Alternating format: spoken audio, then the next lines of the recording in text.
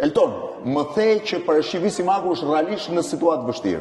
Po, në situatë më të vështirë, sepse kanë kaluar 11 muaj, nuk ka asnjë përmirësim, ai nuk merr as mjekim, doli nga spitali, nuk është mirë. Një njerëz që rri gjithë ditën në shtëpi, që nuk ka motivim, që thotë që unë nuk kam inteligencë artificiale më ndau, që nuk beson. Pra ajo nuk pranon as që është ndarë, po ndërkohë është ndarë. Po patjetër është divorcuar.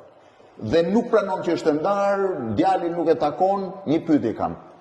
A ka marrë parashikimi Simaku në ndihmë nga mia shqiptarë që ishin gatshëm ta ndihmonin? Përveç GoFundit të atërshëm, para 11 muajsh, nuk ka marrë asnjë ndihmë tjetër. Ka qera anëgja ka paguar zoti Kadri Morina, që mbaron 2026 në fund janarit, dhe nuk do ketë më.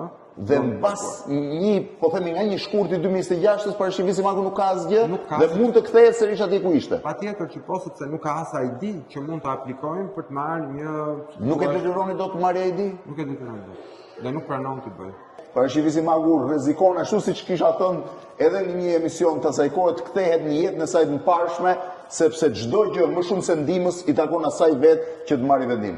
Unë mendoj që ndihma juaj ka qenë maksimale, duke mbuluar me emisione, duke folur dhe me persona që kanë ofruar dhe shtëpia këtu në Tiranë. Po, dhe në Kavaj. Në Kavaj.